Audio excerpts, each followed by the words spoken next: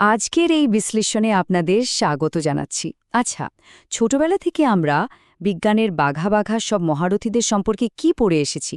বইয়ের পাতায় একেবারে পরিষ্কার নিখুঁত সব চরিত্র, তাই না? কিন্তু আজ আমরা সেই চেনা ইতিহাসটাকে একটু অন্যভাবে দেখব। আজ আমরা নিউটন আর কেপলারের জীবনের সেই ঢাকা পড়া দিকগুলো নিয়ে কথা বলবো, যেগুলো পাঠ্যবইয়ের ওই গোছানো গল্পের চেয়ে অনেক বেশি এলোমেলো, রহস্যময় আর সত্যি বলতে বেশ যন্ত্রণাদায়ক। চলুন এই জিনিয়াসদের মনে সেই অন্ধকার আর অদ্ভুত জগৎটাতে একটু উঁকি দেওয়া যাক। তো শুরুতেই একটা দারুণ প্রশ্ন দিয়ে শুরু করা যাক। যারা আমাদের এই নিখুঁত যুক্তিনির্ভর আধুনিক বিজ্ঞান উপহার দিয়েছেন, তারা নিজেরাই কি আসলে ইতিহাসের শেষ মহান জাদুকর ছিলেন? শুনতে একটু অদ্ভুত লাগছে, তাই না?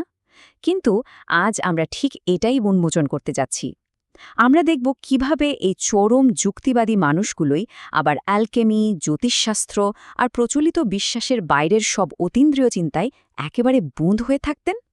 প্রথমেই আসা যাক খাঁটি যুক্তির সেই মিথ বা ভ্রান্ত ধারণা প্রসঙ্গে। আমাদের কিন্তু খুব সহজেই মনে হতে পারে যে আধুনিক বিজ্ঞানের জন্ম বোধহয় একেবারে চকচকে নিখুঁত কোনো ল্যাবরেটরিতে শুধু বিশুদ্ধ যুক্তির উপর ভর করেই হয়েছিল। আমরা ভাবি বিজ্ঞানীরা বোধহয় শুধু গম্ভীর মুখে বসে বসে অঙ্ক কষতেন।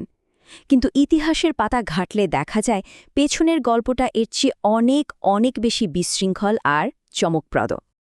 এই বৈপরীত্যটা খেয়াল করলে রীতিমতো অবাক হতে হয়।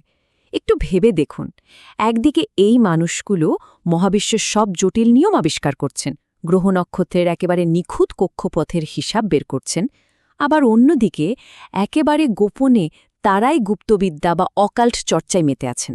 অ্যালকেমি থেকে শুরু করে ডাইনিবিদ্যা, আজকের দিনে যেগুলোকে আমরা পুরোপুরি অবৈজ্ঞানিক বা কুসংস্কার বলি, ঠিক সেই জিনিসগুলোর পেছনেই তারা পাগলের মতো ছুটেছিলেন। আমাদের দ্বিতীয় পয়েন্ট হল একাকিত্বে গড়ে ওঠা প্রতিভা।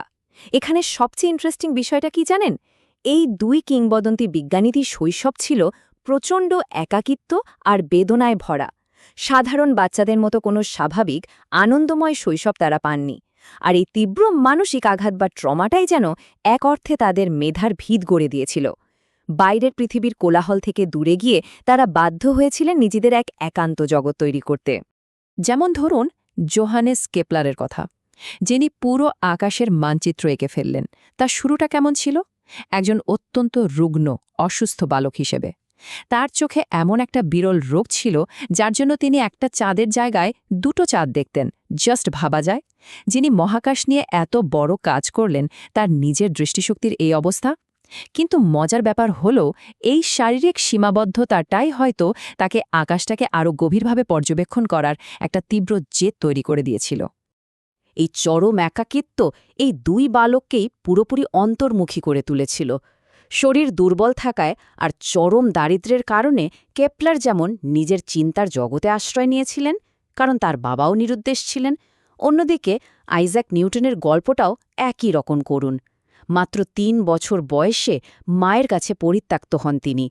তীব্র অবহেলা আর প্রচণ্ড রাগ নিয়ে বড় হতে থাকা নিউটন জটিল সব মেকানিক্যাল খেলনা বানাতেন। কেন?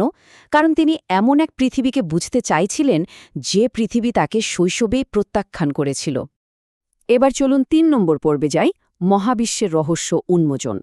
আমরা এখন দেখব কিভাবে শৈশবের এই তীব্র একাকিত্ব আর অস্বাভাবিক একাগ্রতা তাদেরকে পরিণত বয়সে গিয়ে মহাবিশ্বের সবচেয়ে কঠিন কোডগুলো ভেঙে ফেলতে সাহায্য করেছিল। সময়টা ১৬৬৫ সাল। বিউবনিক প্লেগের এক ভয়াবহ মহামারীতে গোটা ইউরোপ কাঁপছে। নিউটন তখন তার পরিবারের এস্টেটে টানা ১৮ মাস সম্পূর্ণ একা কাটালেন। চারদিকে শুধু মৃত্যু আর হাহাকার। আর ঠিক সেই নির্জনবাসের সময়ই তিনি ক্যালকুলাস, অপটিক্স আর পদার্থবিজ্ঞানকে একাই পুরোপুরি বদলে দিলেন। বিজ্ঞানের ইতিহাসে এই সময়টাকে বলা হয় বিস্ময়কর বছর। আর এই পুরো অসাধ্য সাধন তিনি করেছিলেন সম্পূর্ণ একা, শুধু নিজের মস্তিষ্কের জোরে। আর অন্যদিকে কেপলার কি করছিলেন? তিনি মঙ্গল গ্রহের কক্ষপথ নিয়ে বছরের পর বছর রীতিমতো যুদ্ধ করে যাচ্ছিলেন। তার ডেটায় ছোট্ট একটা অমিল ছিল, মাত্র 2 আর্ক মিনিটের একটা তফাৎ। হ্যাঁ, বিশ্বাস করুন, মাত্র 2 আর্ক মিনিট। আর শুধু এইটুকু একগুঁয়ে অমিলের কারণে তিনি 2000 বছর ধরে চলে আসা নিখুঁত বৃত্তাকার কক্ষপথর বিশ্বাসকে আক্ষরিক অর্থেই ছুঁড়ে ফেলেছিলেন। প্রাচীন গ্রিকদের সেই বদ্ধমূল ধারণাকে শুধু একটা ছোট্ট সংখ্যার জন্য তিনি ভেঙে চুরমার করে দিলেন। এই ঘটনাটা তাদের প্রতিভার একটা অদ্ভুত, বলতে গেলে পাগলাটে দিক আমাদের সামনে তুলে ধরে।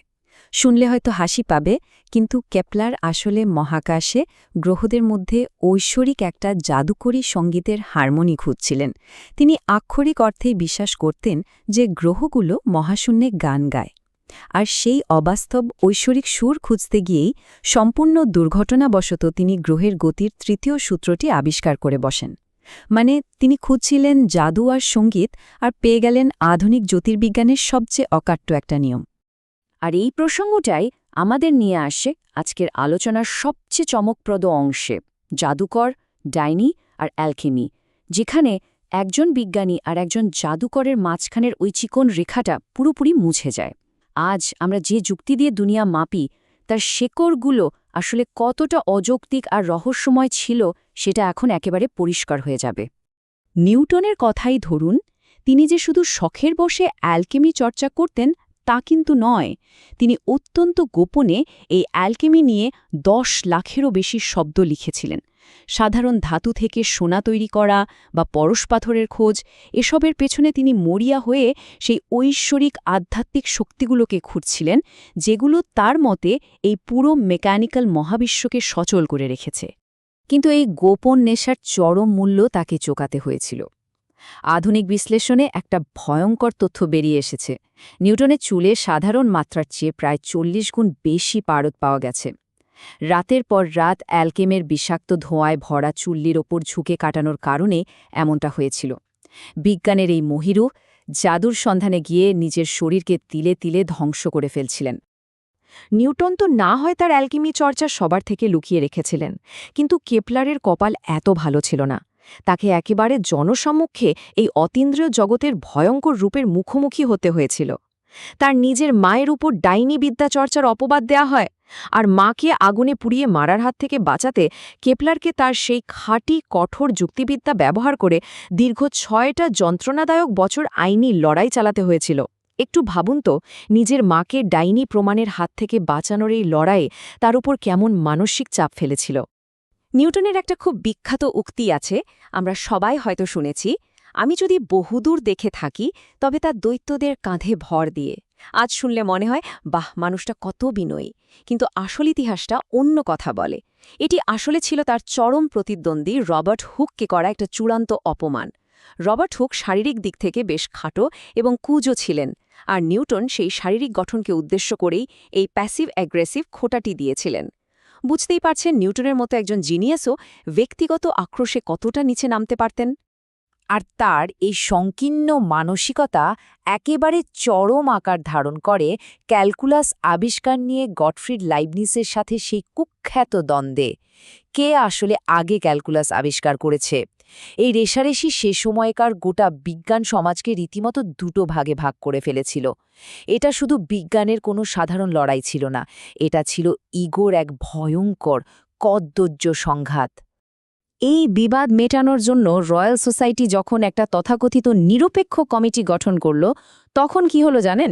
রয়্যাল সোসাইটির প্রেসিডেন্ট হিসেবে স্বয়ং নিউটন নিজেই গোপনে সেই চূড়ান্ত রিপোর্টটি ড্রাফট করেন।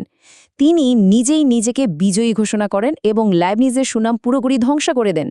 চরম যুক্তিবাদী একজন মানুষের এমন চরম অনৈতিক কাজ সত্যি বলতে আজও ভাবলে অবাক লাগে। আমরা চলে এসেছি আমাদের শেষ অংশে, এক সুন্দর ও অসম্পূর্ণ উত্তরাধিকার। দিন শেষে এই ঐতিহাসিক তথ্যগুলোর দিকে যদি আমরা একটু নিরপেক্ষ দৃষ্টিতে তাকাই, তাহলে বৈজ্ঞানিক অগ্রগতি আসলে কিভাবে কাজ করে সেই ধারণাটাই আমাদের পুরোপুরি পাল্টে যায়। বিজ্ঞানের এই ভিত কোনো নিখুঁত যন্ত্রের মতো চলা মানুষ্য তৈরি করেননি, বরং রক্তমাংসে গড়া চরম ত্রুটিপূর্ণ মানুষেরাই গড়ে তুলেছেন। চরম দারিদ্র্যের মাঝে মারা যাওয়ার ঠিক আগে কেপলার নিজের জন্য একটা হৃদয়স্পর্শী এপিটাফ বা সমাধিলিপি লিখে গিয়েছিলেন, আমি আকাশ মেপেছি, এখন আমি পৃথিবীর ছায়া মাপছি। এই কথাগুলোর মধ্যে লুকিয়ে আছে এক উজ্জ্বল অথচ ট্র্যাজিক মানবিকতা, যিনি নিজের মেধা দিয়ে পুরো মহাবিশ্বের সীমানা মেপে ফেলেছিলেন। পৃথিবীতে তার নিজের ছায়াটুকুই শুধু অবশিষ্ট ছিল। তো আমাদের আজকের এই পুরো আলোচনা থেকে সবচেয়ে বড় টেকঅ্যাওয়ে কি? টেকঅ্যাওয়ে হলো আধুনিক যুক্তিনির্ভর বিজ্ঞানের ভিত কোনো ধোয়া তুলসী পাতা দিয়ে তৈরি হয়নি, বরং এমন কিছু অসাধারণ কিন্তু গভীরভাবে ত্রুটিপূর্ণ মানুষ এই ভিত তৈরি করেছিলেন, যারা ক্রমাগত জাদু আর যুক্তির এক সূক্ষ্ম সুতোর ওপর দিয়ে হাঁটতেন। তাদের ট্রমা, তাদের পাগলাটে জেদ আর তাদের অদ্ভুত অন্ধবিশ্বাসগুলোই শেষ পর্যন্ত আমাদের এই আধুনিক বিজ্ঞান উপহার দিয়েছে। সবশেষে আপনাদের জন্য একটা ভাবনার জায়গা রেখে যাচ্ছি। বিজ্ঞানের সবচেয়ে বড় সত্যগুলো যদি জাদু অন্বেষণকারী গভীরভাবে ত্রুটিপূর্ণ কিছু মন থেকে এসে থাকে, তবে বর্তমান সমাজের চোখে সম্পূর্ণ অযৌক্তিক বা হাস্যকর বলে মনে হওয়া জায়গাগুলোতে আজও ঠিক কত অজানা সত্য লুকিয়ে আছে কে বলতে পারে? হয়তো আমাদের চারপাশের এই অযৌক্তিকতার ভিড়েই লুকিয়ে আছে আগামী দিনের সবচেয়ে বড় কোনো বৈজ্ঞানিক যুগান্তকারী আবিষ্কার।